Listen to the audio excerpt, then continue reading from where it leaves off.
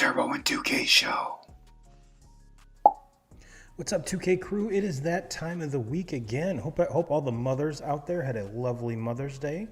And 2Ks, we had an amazing weather day today. So hopefully you got to do something fun, do some yard work. Thankfully,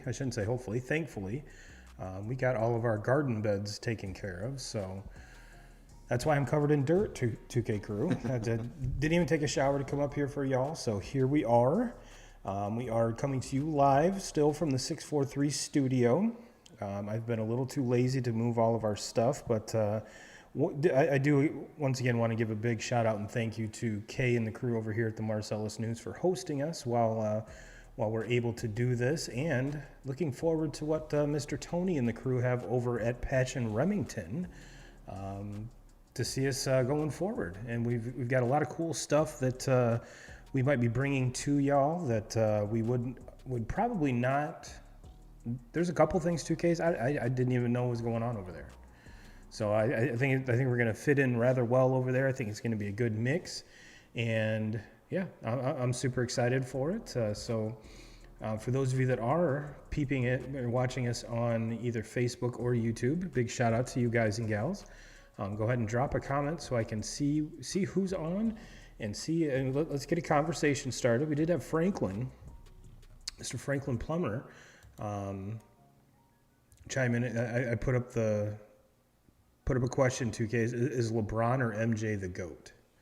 That kind of seems to be what the conversation is leaning towards right now. And yes, 2K crew, we are talking NBA. One of the few times during the year that you will hear us chime in, throw our hat into the NBA ring. But Franklin said tomorrow night we'll tell the story, or if he's done or not.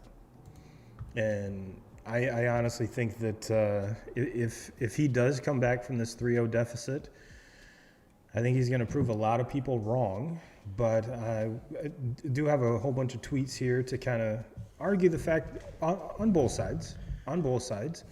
But we'll get into our opinions here in a little bit. But for those of you that are on the podcast side, go ahead and give us a follow, give us a like, help us climb up that sports talk podcast.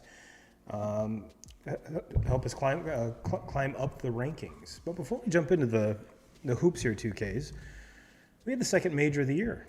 Mm-hmm. We had the second major of the year, and I will admit I did not watch a whole lot of this. I did not watch a whole lot of it, but the one thing that I thought was really, really cool is Brooks Koepka is back on top. Third time he's won the PGA Championship. Is his fifth Masters or fifth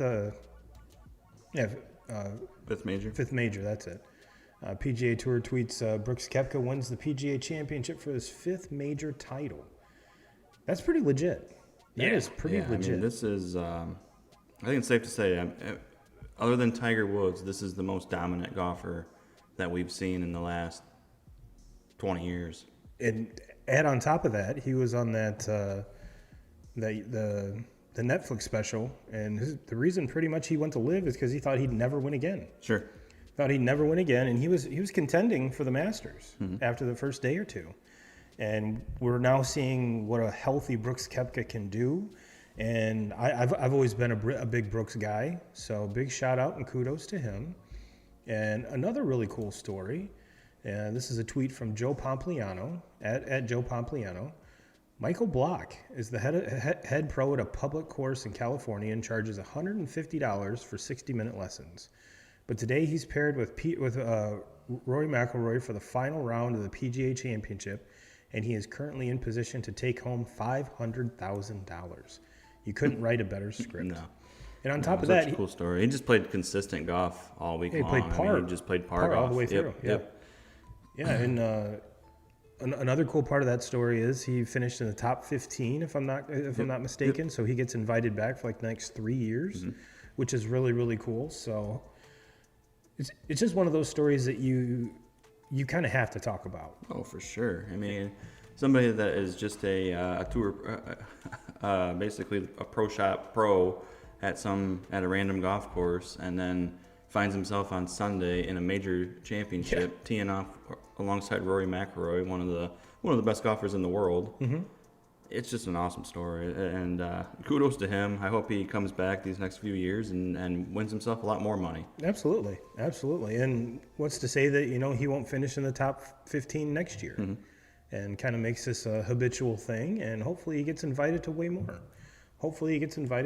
Because, I mean, I'm a sucker. I really like stories like that. So, in a major 2Ks where we didn't have Tiger, I think we saw a lot of excitement come out of this. I mean, it wasn't what was the final? What was Brooks' score? 9 under. So kind of high scoring. Yeah. Which I think the course was just playing very, very tough. I mean, even the weather. I mean, you look at yesterday, the weather was just awful, and that was kind of the most important day of the whole tournament because everybody's scores were just kind of and then Brooks and it was all weather, rain, wind, and Koepka throws up a 4 or 5 under yesterday in all that weather, and I mean, I think it was pretty safe to say going into today, all he had to do was go and play par golf, and he was going to win the tournament. But he set himself up to be in that situation because of the day that he had on day 3. Yeah, and it seems like any major or any tournament, Saturday is moving day, and tournaments are won and lost on Saturday. So good for him. Good for him. And so yeah, that's I did want to touch on that, not to just kind of push off the NBA talk, but obviously with 2 cool stories like that, you really like to open the show with a breath of positivity, if you will. Yeah, and the story about Mr. Block, that's so cool is normally you see these stories in golf, and these guys they have a day or they have a Thursday and Friday, and then and put themselves in contention, and then Saturday and Sunday they kind of just fall off and you completely forget about it. He stayed right there in that top 10 and that top 15 the entire weekend. So that's what makes that story really cool. And then having the opportunity to tee off on Sunday with McIlroy, and it just continued. And he played par golf again today. I mean, so that's why that was such a cool story to me.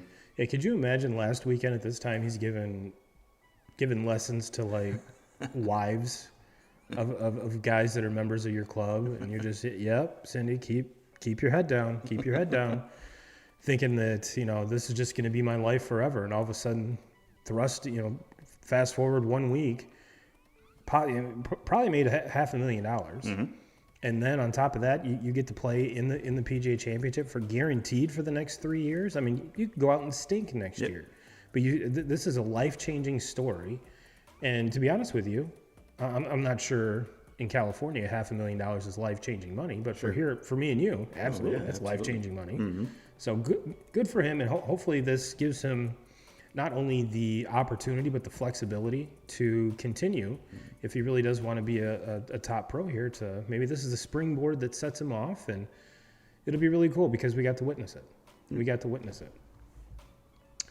you put any money on golf this weekend, 2Ks? I did, and my guy was looking pretty good. Thursday and Friday, and then fell off Saturday and Sunday. I went with Dustin Johnson. DJ. And he had a really good first day, had an so-so second day, and then days 3 and 4 just completely fell off. I think he ended up finishing 9 over or something like that. So, yeah, it was not a very good weekend for him, but I've always been a fan. Of him. And it's kind of, where we saw last year, a lot of these live guys really didn't see him at the top of the leaderboards. Really didn't see him, making the run that we've seen so far this year with the first 2 majors. I mean, the first 2 majors were pretty much the leaderboard was just littered with these live guys. So I think golf is better with them in it, and especially with the majors. I know we went through that whole shebang last year, and we're not going to drag that up and kind of reopen that wound. But I think all sports fans and all golf fans should be able to agree that it's better having them in the majors. So 2Ks, it is that time. 2K crew, it is that time. Talk about LeBron and the Lakers. And I'm going to start the conversation off like this, 2Ks. if I would have told you, like the first month into the season, that the Lakers would be in the Western Conference Finals, would you say I'm full of shit? Would you believe what I said? I mean, they had a Russell Westbrook that I think you and I look like we could play better basketball than him. Mm-hmm. Just that whole team was out of sorts. Anthony Davis was hurt. We really didn't know what kind of player he would be coming back, even if he did come back. And even LeBron spent some time banged up. Mm-hmm. So let's kind of put this into perspective before we start crowning a GOAT or burying on LeBron. Honestly, if you're a Laker fan, did you expect this team to go this far? I think any team, when you have LeBron, when you have Anthony Davis, if they're, regular season, whatever, they can limp their way into 8 teams in the Western Conference make the playoffs. So it doesn't really matter what seed you end up with. You just need to get to the playoffs. And if you can get to the playoffs and you have those 2 guys healthy, which they were going into at the beginning of this, you can't count these. You can never count them out, especially when you're talking about the best player of the last 15, 20 years in the NBA, and you have him on any team, they're going to compete. Yeah. But as far as getting this far, I mean, this far, especially in that Western Conference. I thought, I mean, let's see, we go back to what they went through. I thought the Warriors would get them, but the Warriors are showing their age a little bit too. I mean, Klay Thompson was awful. Awful in that series, and Steph Curry still has it, but he's not the Steph Curry. I mean, he's getting up into his mid-30s now, and these guys are aging. Draymond's aging himself, and they're just not the same team. But to me, the biggest key with the Warriors is just Klay Thompson has just lost it. I think the injuries have caught up with him. I think age has caught up with him. He's not the shooter that he used to be. He can't create like he used to. He's not the defender that he used to be, where he could go out and defend, the best player, the best guard on the other team. I think that run is just kind of fallen off. But I did think that the Warriors would get them at the beginning, but I don't know. I mean, Anthony Davis, to me, the key with the Lakers is Anthony Davis. What 100%. Version of him are you going to get? I mean, in some of those games against the Warriors, he was just unbelievable. I mean, 4 or 5 blocks and 12, 14 rebounds and putting up 30, 40 points. But there's no consistency with him. He'll do that, and then he'll come out the next night and score 14, and that's unacceptable. Yeah. For a player of his caliber to ever score 14 points in a playoff game, it just can't happen. Like, he has to be a guy that dominates everything. And when he's done that, they've won. Up until this series. Because, you look at game 1 of this series that they're in now with the Nuggets, he dominated game 1. But they've ran into a team that is just a lot better than they are. Yeah. And now. And it shows. It's 3-0. Yeah. And it would not shock me if they come out and just sweep them 4-0. I think the Nuggets are on just a whole different level than any other team in the NBA right now. And they go as Joker goes. And he's the best player in the league. He's the best player that no one's ever watched or no one's ever heard of it, unless you're like you follow them or most run-of-the-mill NBA fans know who LeBron is, know who Steph is. Do a lot of NBA fans know who Joker is? I doubt it. I just think that people have gotten, I think he has kind of the Mike Trout effect a little bit. He's so good.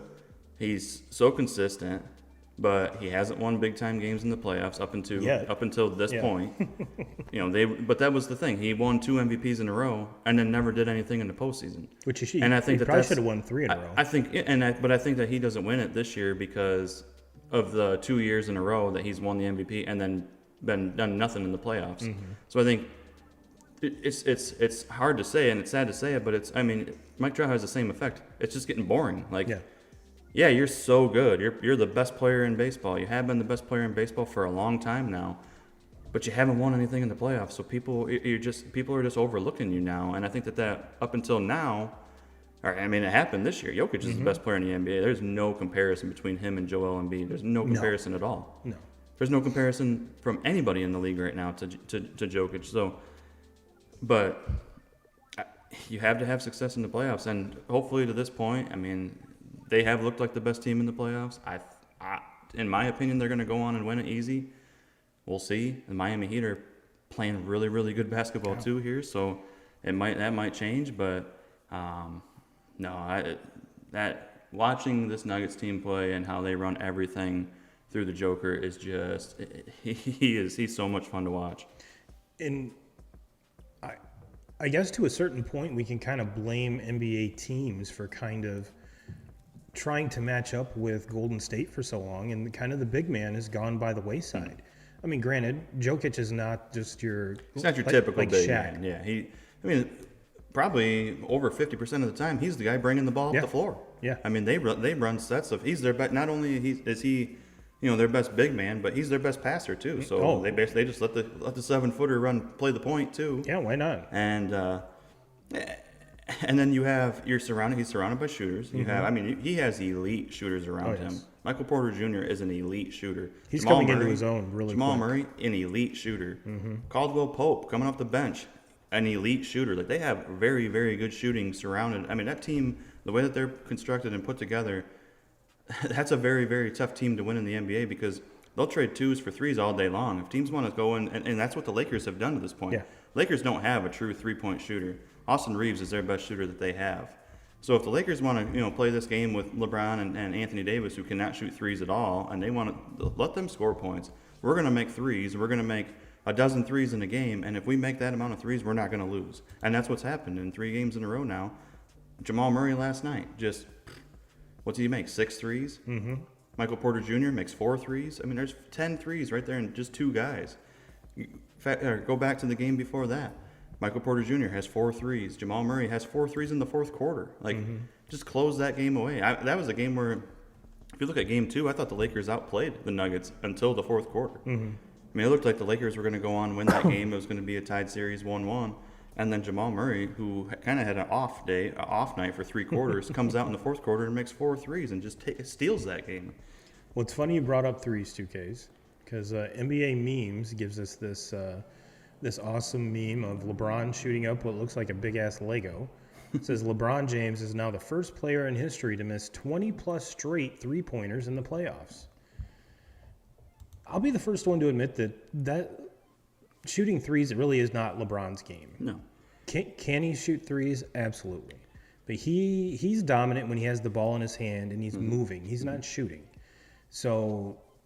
But for a player of his caliber to miss 20-plus straight 3s just blows my mind. He's tired. Oh, yeah. Yeah. You can only do this for so long. He's finally showing that this guy is actually a human. Mm-hmm. Because he, for so long, and now, they're expecting him to play, and he's got to play 40-plus minutes. Oh, yeah. For this team. And this is the end of the season. Especially the game on Monday. There's tomorrow. a lot of miles on those legs, and when you talk about him missing that amount, he's not a good shooter. He never has been a good shooter in his entire career.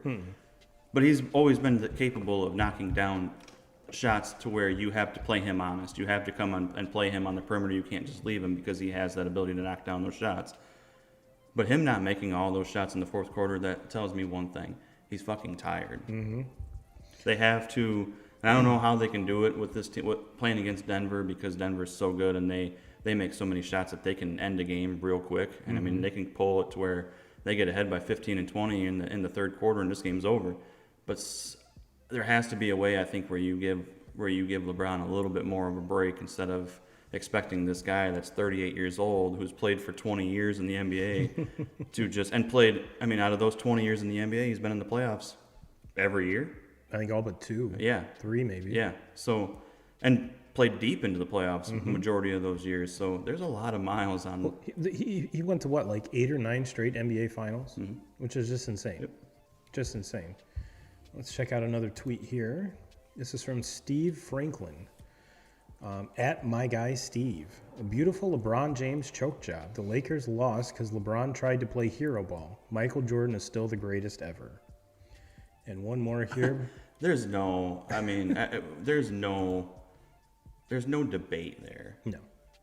I mean, these people that want to say that LeBron is the best ever, I mean, like, I've watched, obviously, way more LeBron basketball than I have Michael Jordan basketball, but Michael Jordan would have never been in this situation. No. And we're talking tonight, like, And I've heard people say, like, well, if LeBron comes back from 0-3 in this series, he's the best ever.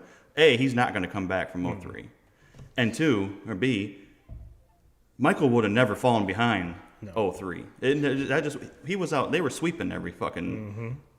So that's what, to me, look, if you roll the ball out there and play one-on-one between the two of them, I'm a firm believer LeBron wins that when they're both in their prime, just because LeBron's so much bigger, so much more physical. It's just a mismatch.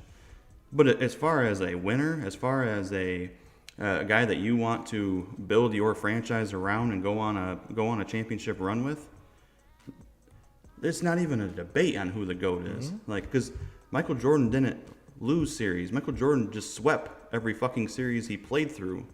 Like, there was never a doubt that the Bulls were not going to win the championship when those playoff series started. Yeah. And here we are talking. You asked the question tonight. Did you think that the Lakers were even going to be able to make the playoffs? There was never that question. The Bulls were going to make the fucking championship, and the Bulls were going to win the championship before the season even started. Yep. Now, would you put LeBron or Kobe ahead of LeBron? No. No. You like LeBron over Kobe? Yeah.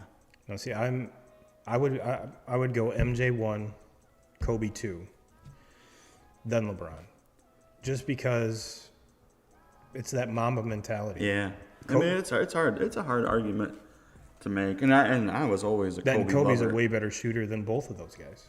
Yes, and I was always a Kobe lover. I mean, out of the three of them, Kobe was my favorite.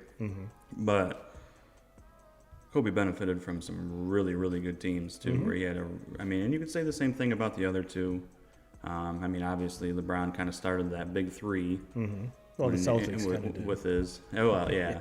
And then, obviously, Michael had some really good teammates. But to me, I think out of the three of them, some of Michael's teams were probably the weakest as far as everything around with what they had. When Bill Cartwright is your starting center. Yeah. I mean, granted, the rules were totally different back then. You just needed a guy to plug the lane. Sure. Which Bill Cartwright did fantastically. Yeah. And I mean, and nothing, no disrespect to like Pippen, but Pippen was no Shaq. No. And Pippen was no D Wade. I mean, he was a great defender. Oh yeah, great defender, and he was a very good offensive player too. But he wasn't like D Wade. D Wade won a championship before LeBron even came to Miami. So that tells you how good he was. With an aging Shaq. And Shaq was just when his time when he was with Kobe, he was the biggest mismatch in the NBA. Like you couldn't guard him. There was nobody in the NBA could guard him. He was just gonna bully you all night long. The only defense was to foul him. Yeah, exactly. The hack a Shaq defense. So, I mean, I think Michael through all those years probably had the weakest team, all around team, than any of those guys. When and he goes on and has they three-peat 2 different times. So. And without a baseball stint, you never know what could have been. Well, let's hear from mine and your boy Skip Bayless here, 2Ks. Skip Bayless at real Skip Bayless. Surely LeBron James's Los Angeles Lakers cannot be swept in the conference finals, can they? Now, Skip, they're down 3-0. I mean, the likelihood of them being swept is very, very high, and I'm going to go out on a limb and say it's not LeBron's fault. They're in this predicament. I think they ran into a team that I don't think anyone can guard Jokic. If Anthony Davis cannot stop him, there's no one that can. The only way the Lakers get back into this series is if Jokic gets hurt. Yeah, and they can't guard Jokic, but when Jamal Murray, because Jamal Murray to me is the X factor here, because when he plays like he has for 3 straight games now, I don't think anybody in the NBA can beat them. You know what you're going to get out of the Joker. He's the best player in the NBA. You know what you're going to get. But when Jamal Murray's making 5 or 6 threes on you, and Jamal Murray has that, it's almost like that Steph Curry effect. I'm not saying he's a Steph Curry caliber shooter, but you play 22 seconds of really good defense on a possession, and Jamal Murray just flings up a shot, just like what Steph Curry did in his prime, and hits a three on you. I mean, how many threes have we seen him as Jamal Murray hit right in LeBron's face? Game 2, he hit 3 or 4 threes right in LeBron's grill at the end of a shot clock, and LeBron just throws his hands up like, what can I do? There's nothing you can do. And so to me, he's the X factor there. He keeps playing like he's playing. I really thought there was no way the Lakers lose Game 3 last night, being that it's back in LA. They've lost 2. Their backs against the wall. I thought last night you were going to see Anthony Davis play the best game of the whole, the entire playoff. I thought LeBron was going to come out and just be aggressive and basically be unstoppable. And they're not even close to. They've made a lot of moves to improve throughout this season as far as trades, which they did, and they have. I mean, and trading Westbrook was a great move for them. And honestly, a great move for Westbrook. But this series has shown how far behind they are from the Nuggets right now. Yeah, and probably how far they are if they would have had to go through the Phoenix. Because I thought Phoenix with Durant was the next best team, and they proved to really. I mean, they gave up a better fight to this point against the Nuggets than the Lakers had. So I think Phoenix is even better than the Lakers. Oh yeah, 100%. We got for those of you that are simulcasting with us, Verlander's spinning quite a gem here. Him and Bieber are locked up in a nice little pitcher's duel. Lindor just went deep for the Mets to tie it 1-1 in the bottom of the 6th. So yeah, Bieber's look sharp, JV's look sharp. Those cleats that Lindor are wearing is quite loud. I don't think I've ever seen a Mets player wear anything like their Marlins, kind of that aqua blue 2Ks. Mm-hmm. It's like they stand out quite a lot. Yeah. And Lindor doesn't not impress with the flair. Yeah. Between him and Acuna, they're both very loud and proud. Yep. So. Which I love. Oh yeah. And I got a couple more tweets here about Mr. LeBron. And this is kind of a tweet that's backing him up, I guess you could say. This is from Legion of Hoops, at Legion of Hoops on Twitter. LeBron James is approaching 8,000 career playoff points. The next closest player, Michael Jordan, with 5,987. He says, not even close, goat emoji.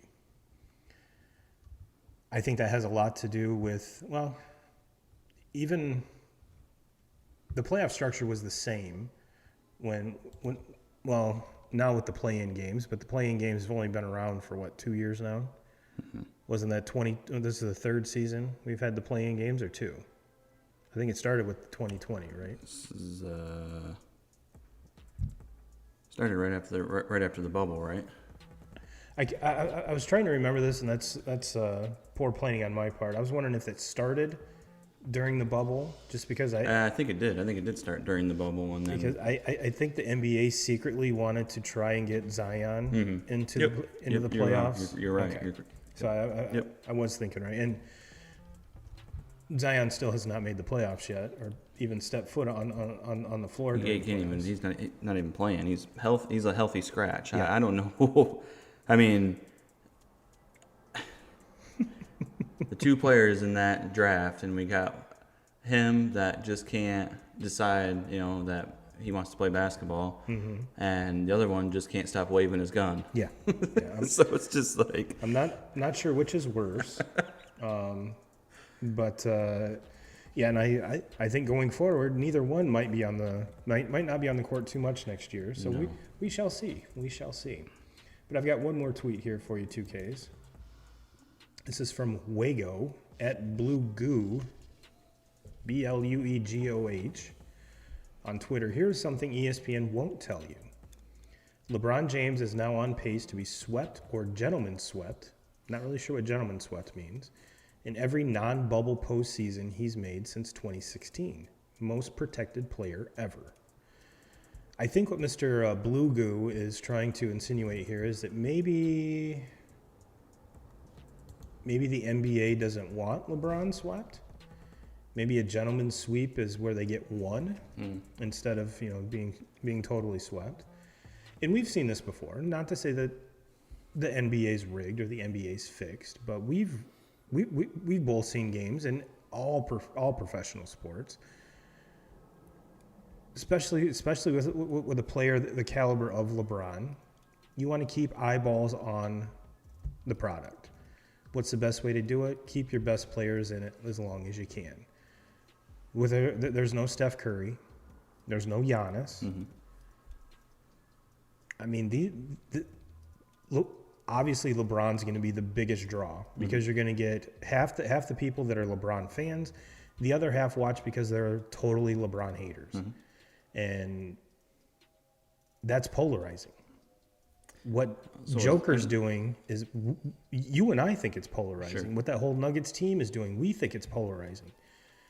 But to the average fan or just the playoff basketball fan, they don't want to see this team. I guarantee that if you polled a lot of just playoff NBA fans, they would want to see Phoenix and LA. And then in the finals, of course, you want to see Celtics Lakers. Sure. Which I guarantee there was a bet on FanDuel to see if that would be the case. And just because, why not? Why not? Because it's the oldest rivalry going back. I mean, these two teams probably have more championships than the rest of the field combined. Sure. So why not? Why not? Granted, whole different generation of Lakers and Celtics players. And we haven't even talked about the Eastern Conference. You know, we've just been stuck here with the Lakers and LeBron just because it's the most polarizing because it's LeBron. But if we flip sides to that Lakers or the Celtics Heat, playoff Jimmy is in full effect, dude. And kind of tying the whole thing together, it's alleged that he's LeBron's child or is MJ's child. And if you do, 2K Crew, do a Google search, there's some people that have put together some images that will blow your mind. Is it possible? Yes. Yes. Where Jimmy was born, MJ was in town around 9 months previous to that. So is it possible? Sure. Sure. Is it likely? Probably not. Is it just so happens that someone that looks like Michael Jordan can also play basketball? Yeah.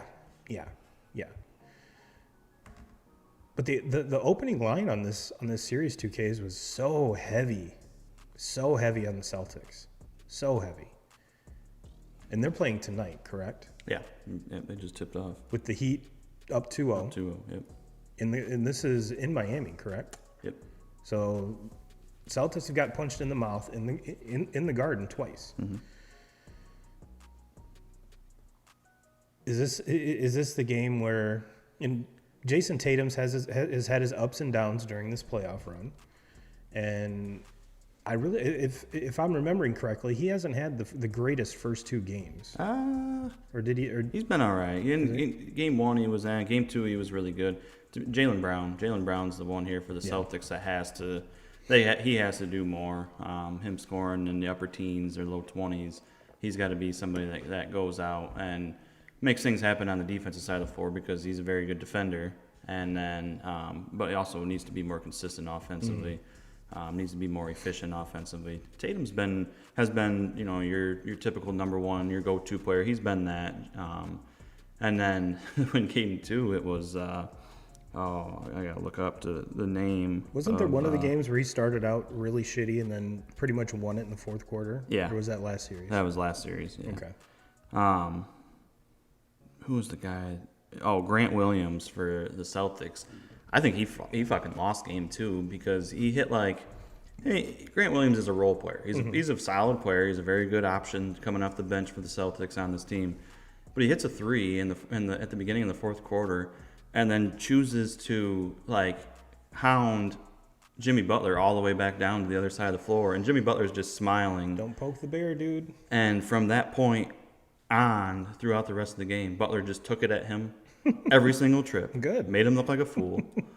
And you had Butler where he was just playing decent ball. He wasn't really, taking over the game, and then you piss him off because you make 1-3. He made a wide open three. It wasn't like Butler was in his face and he made a great shot. He just made a wide open three, and it was just a stupid play because Butler's the kind of guy where if you get under his skin or you give him a reason, he's going to make you look like a fool. I mean, I think a lot of people. I think he's one of the most underrated players in the NBA. I think so many people kind of forget about this guy. Man, until it's playoff time. When you need somebody to turn it on and flip the switch, he's better than just about anybody in the NBA at doing that. And he's again super fun to watch. But you got to give kudos to this Miami Heat team too. who I believe is the best head coach in the NBA, and Eric Spoelstra.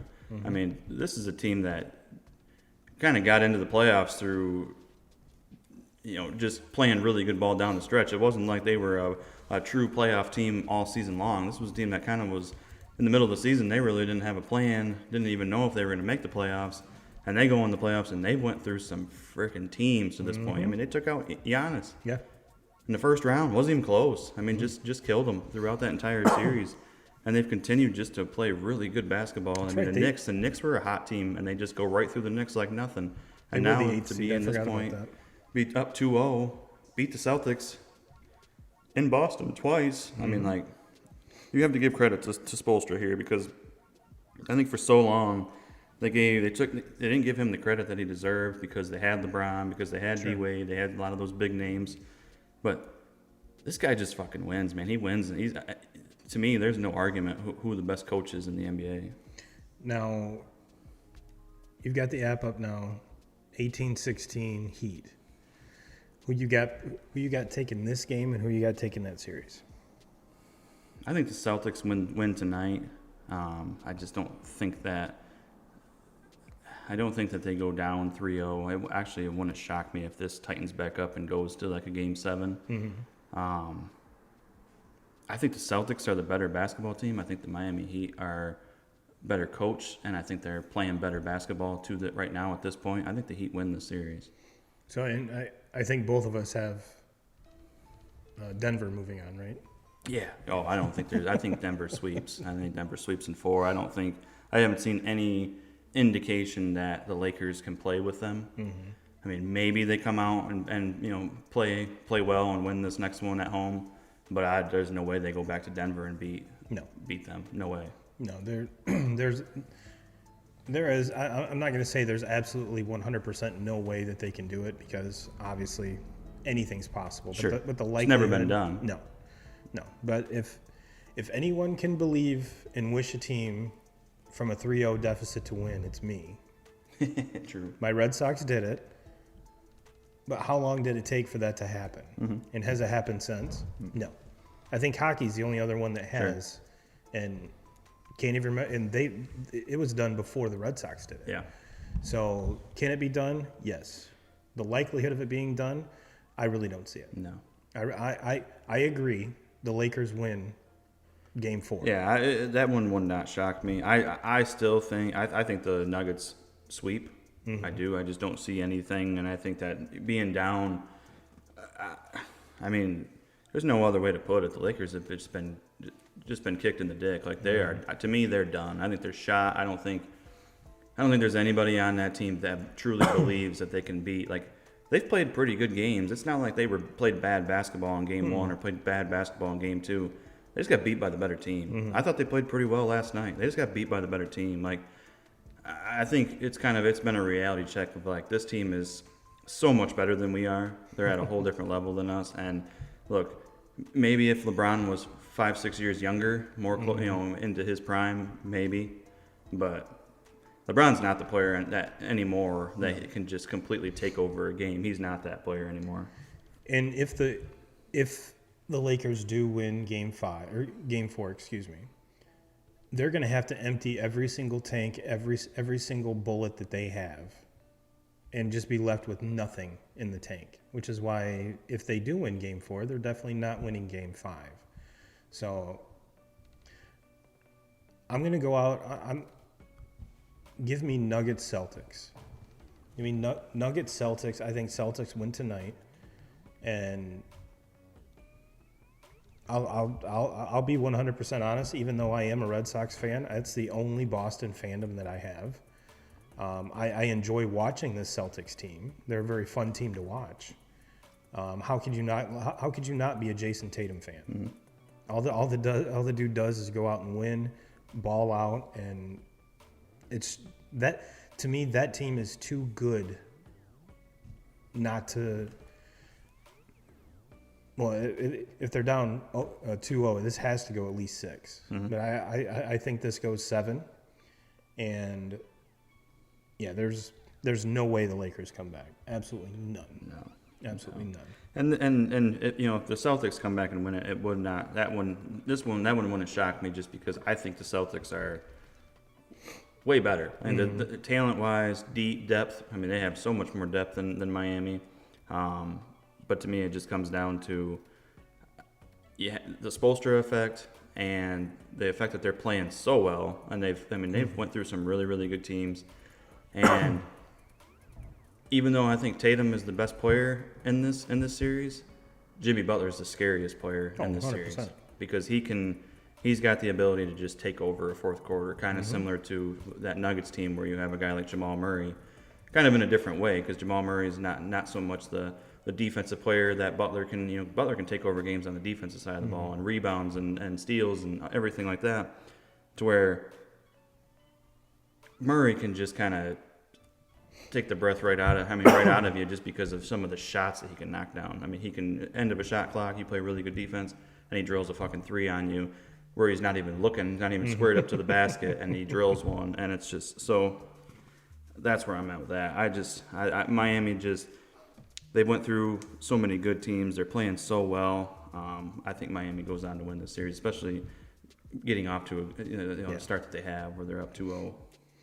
All right. Well, it's been our basketball talk here, 2K crew, and judging by the viewers, this is usually why we don't do NBA because we haven't had that many viewers. But that's all right. That's all right. It's a sports conversation that we had to have, judging by the current landscape here. But 2K crew, we've got a top 5 for you. We've got a top 5, and we're pivoting away from basketball, and we are going to 2Ks, our top 5 PGA golfers that we want to have a beer with. Figured this would be fun considering we just got done with the second major of the year. So I'll start off. My number 5, make sure I numbered him right. My number 5 is Bryson DeChambeau. Now, I would not have said Bryson had I not followed his YouTube channel. And the guy is actually pretty cool. He's kind of like a bro's bro, a guy's guy. He's finally wearing normal hats, which I appreciate. And if you do watch if you do watch any of his videos, he has a lot of instruction, there was one of them that he walked you through with his bedroom when he was a kid, just to kind of hear some of the stories revolving around just his history. And I thought that was really cool. My number 4, going Ricky Fowler. Again, some of the behind the scenes stuff that you get to see on YouTube. He did an interview with Rick Shields, and that was really, really cool. And obviously he came on the scene as a very polarizing player just because of the way he dressed and the way he played. And now we're getting, he's back in I want to say he's back in the top 100 now. It just sounds like an all-around wholesome guy that I think would really be cool to have a beer with. My number 3 is Rory, just because English guys can usually pound some beers. And I think it would be really cool to be drunk with him and not understand a damn word that he's saying. Even though his accent isn't nearly as thick as it used to be. Sure. But could you imagine slamming beers with him in a pub in England? That'd be crazy. My number 2 is Tiger. Now, if we were doing this like 2 or 3 years ago, I don't think I would have had Tiger on my list just because he didn't. It would always be cool to talk to him to get inside his brain, but he really wasn't that personable Tiger that we see now. Especially with those challenges that they've been doing, and kind of see him mic'd up and see he's just a normal guy. And I think these injuries have kind of humbled him a little bit, and he's kind of come around to be like, you know what, I can let people see who I really am. It's not a weakness. And number 1's easy. Yeah, John Daly. Yeah, John Daly. I'll rip heaters and drink Miller Lite and whiskey with him for 18 holes, 36 holes, doesn't matter. Him and his son. His son's going to be a stud. Oh, yeah. His son's going to be a stud. Hits the ball better than his old man already. That's crazy. That's crazy.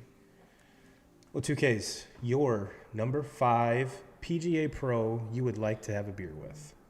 All right, number 5, I'm going to go with a guy that's just, it seems like he's always really good with the crowd. Everybody loves him. He's always, chumming it up with somebody, or you see him, doing things for kids that are at these tournaments, and that's Tony Finau. I just love watching him play. Unfortunately, he's been in contentions for some majors, but he always just kind of falls off, and has not won one of those majors yet. He almost won one with a broken ankle. He has started winning some tournaments though, and I think it's just a matter of time. He's going to get himself a major, but I just enjoy watching him. Seems like he's always in a good mood. He's always smiling. So I like that about him. My number 4 would probably be Dustin Johnson. Okay. I think for quite some time now, he's probably been my favorite golfer to watch. Married to Wayne Gretzky's daughter. She's not too bad to look at either. That's pretty cool too. Yeah. So I mean, that's a cool story. Hits the fucking shit out of the ball. And he just seems like a guy that actually, because I think a lot of golfers, I don't know if they would drink a beer with you, maybe sip some wine or things like that. But I think DJ probably can throw beers down with the best of them. So that's one thing I really like about him. Number 3, Tiger. Tiger's not higher on this list because I don't think Tiger's the kind of guy that's just going to chum it up over some beers. I think he is now. Maybe, yeah. And I do enjoy the things that he's doing as far as playing in these charity events and more so having fun, because for so many years it didn't look like Tiger was having a whole lot of fun.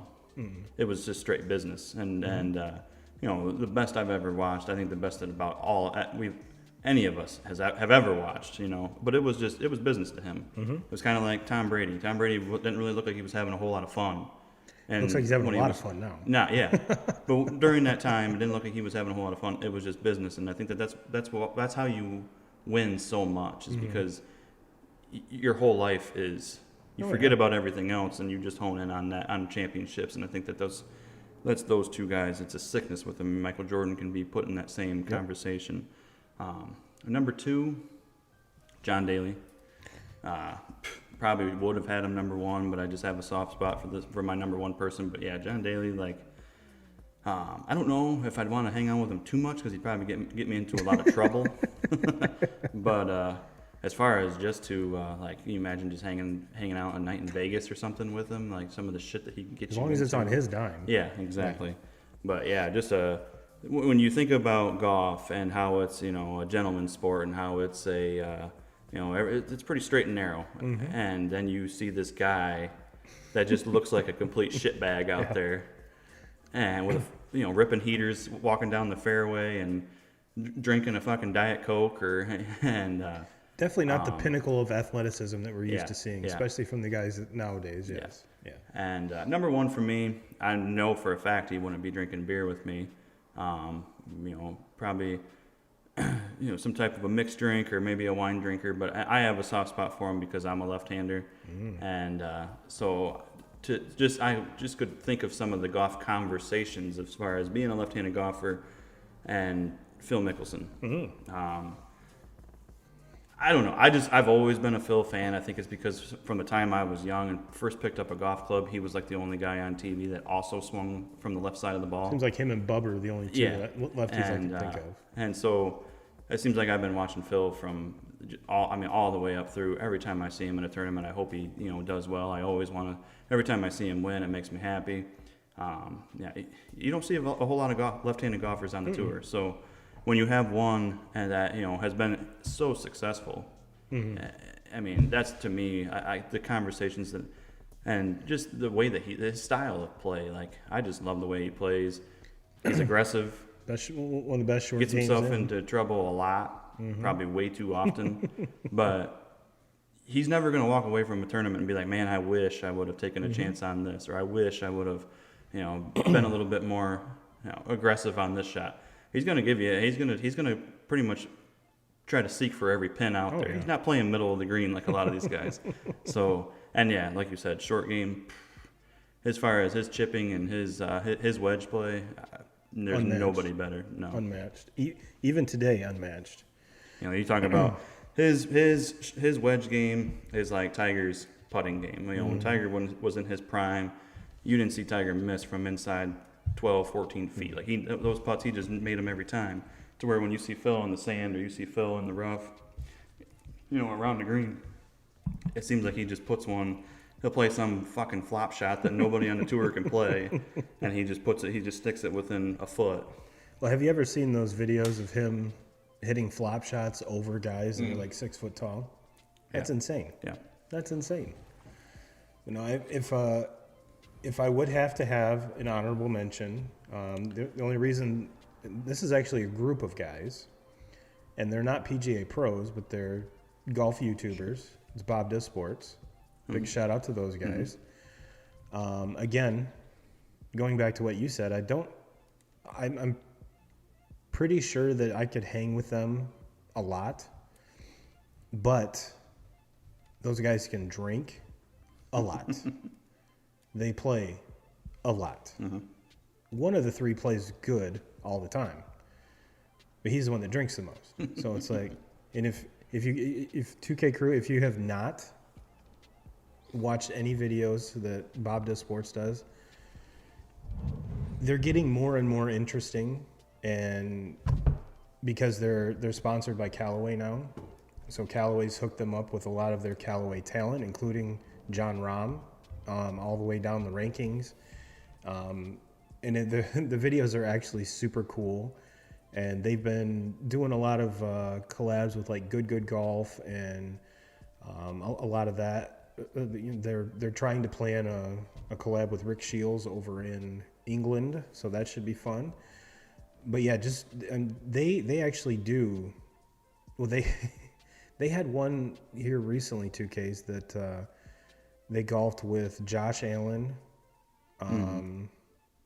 two other quarterbacks, Heineke, and I can't remember. Oh, it was Sam Darnold. And they played a game where, and I can't remember the word they said, but if you hold your drink in your left hand and someone calls you out, you have to down it.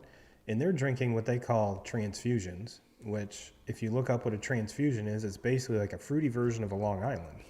So they're pounding these hammered as fuck. And first of all, Josh Allen can hit the ball so far. Oh, yeah. So far. Dude, he was at the Rogers Center hitting bombs in batting practice with wooden bats. It's like, what can't this guy do? And if you've seen any of he does like home run derbies for slow pitch softball for charities, and some of the balls he's hit there haven't landed yet. So, I mean, this dude's just a beast. And I want to say it was Sam Darnold was the best golfer out of the three, like the best all-around golfer. But if you guys do have some downtime, check out Bob Does Sports. It is a riot. It is a riot. And just to think that Bob did an interview with someone and said that Bob Does Sports is worth 9 figures right now. 8 figures, excuse me. That's a lot of money. And he just started doing this. It's crazy. Less than 3 years ago. So big shout out to him. Big shout out to Joey Cold Cuts and Fat Perez. Keep doing what you're doing, boys, because it is thoroughly enjoyable. Thoroughly enjoyable. Well, 2Ks, we've pretty much ripped LeBron a new asshole. We've crowned the Nuggets pretty much the NBA champions. We've congratulated Brooks and Mr. Block. And we've done our top 5. Is there anything else we need to touch on before we let the 2K crew go? No, nothing really. I mean, we covered everything that we want to cover with the NBA. We'll talk about that next year. Well, I'm sure we'll talk about it once the Lakers try to revamp the roster around LeBron and see how that goes. Might want to think about adding some shooting because they need to. Their only actual knockdown shooter that they have is Reeves, and Reeves has been really good. I mean, he's actually been a surprise, I think. Yeah, I mean, you talk about a guy. If they didn't have him, they don't even make playoffs. Yeah, They don't even make the playoffs. Oh, one thing we did forget. Congratulations, San Antonio Spurs, getting the next guy. Yeah. His name escapes me right now, but he's like 7'5" and probably the most athletic 7'5" person on the planet. Yeah. And it just seems fitting, doesn't it? That the Spurs get the number. That's where we talk about, the sport that, under the most heat for being being rigged. Which, if it was rigged, I think I would think you'd have the Lakers and Celtics playing. You have two franchises that have. I think they're both tied. I think both of them have 17 championships, and instead it's probably gonna be. It's gonna be the Nuggets, who don't have any. And then we'll see what happens. And Miami's a pretty storied franchise too. Yeah. But anytime you that whole draft thing, could you imagine him with the Pistons? Yeah. That would be something special. I imagined a lot of things as far as with him and the Pistons, and for the Pistons to roll out of this with the fucking fifth pick. Oh, the fifth pick. That's right. Yeah. It's a sad day for Detroit. That is such a Pistons thing, though. Yeah. Just that one hurt. That was because it was like, everybody obviously wanted the number one pick because you have this kid that, we haven't talked about a player this much since LeBron. Yeah. Okay. And obviously being that he's 7'5", 7'6", has guard, can play like a guard, handle the ball, shoot the ball. But there's also some other pretty good players in there, and the Pistons are going to be able to take a very talented player, and they're going to be able to. But man, when you are the worst team in the NBA, and you get the fifth pick, that's tough living there. Yeah, but Wembanyama would have looked very nice alongside Mr. Ivy and Mr. Cunningham for many years to come. Yeah. So, but you're right. But I think the number Pistons 5 pick is still nothing to slouch at. And the other thing you have to keep in mind is the Pistons have a lot of cap space. They're going to be able to do some things as far as free agents, and they're going to have to bring free agents in. They're going to have to be aggressive, and I think they will be. They're still going to get a top 5 pick. You didn't have Cunningham at all last season, so you're bringing him back into it. Jaden Ivey and Duran, the two rookies that they had last year, both had really good years. So there's some things to be excited about there. To me, it's what the Pistons decide to do this offseason, and I'm hoping that they, you only have these kids for so long at a young age and on the cheap. Yeah.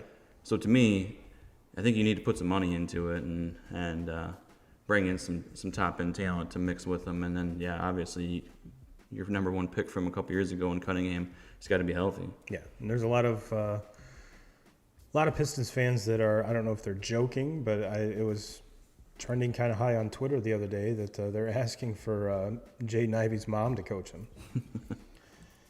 Well, there's some good coaches that just lost jobs. Yeah. I mean, say what you want about Doc Rivers? About the postseason success with Doc Rivers, but he wins. He wins a lot of games, and I think another thing with Doc Rivers, I think he's pretty well liked. Yeah. So as far as bringing in, these free agents and bringing talent in, you have the young players around to bring some of these veterans in, and then you put the presence of Doc Rivers, a coach that is very well liked and has coached very good teams. The other one was the